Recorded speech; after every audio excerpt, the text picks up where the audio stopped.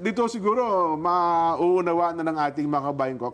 Kasi yung, aywan ko ba, meron ho pa rin mga, well, kakaunti na lang naman ko, konti na lang, itong mga bumabanggit na pumupuna. Hindi mo talaga mauubos yan. Totoo, we cannot please everybody, eka nga, ano ha? Di ba? Opo. Pero sagutin na rin natin ko, baka para at least may tama naman yung ilang mga followers nila. Sabi nila, akala ba namin walang bahid ng politika? Eh bakit nagsalita si Kong Dante dyan sa inyong pagtitipon na yan, prayer rally, eh di ba politiko si Kong Dante?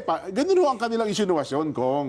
Paano ba natin sasagutin yung punto nilang yon? Then, siguro hindi nila napakinggan kung paano ako in-introduce. Yan, tama po.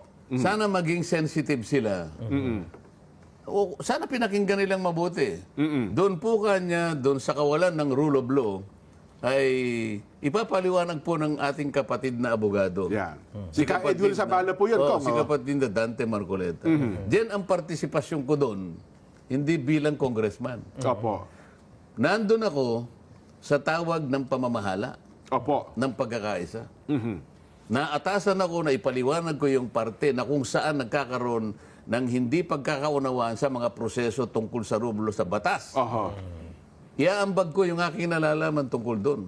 Tama At sa po. dami naman ng nag-comment na positibo, na kung i-discuss ko ngayon, baka tatlong araw hindi pa tayo matapos. Tama kayo, Kong. Oho. So, dapat nakita nila, hindi yung aking pagiging congressman.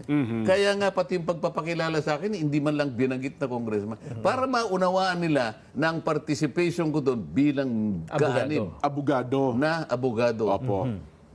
O kung hindi pa nila maintindihan yun, Kaya nga, bahala na po kayo. ang naging topic nyo doon, Kong, ay usapin ukol sa rule of law. Oo. Yung pagkapatupad ng mga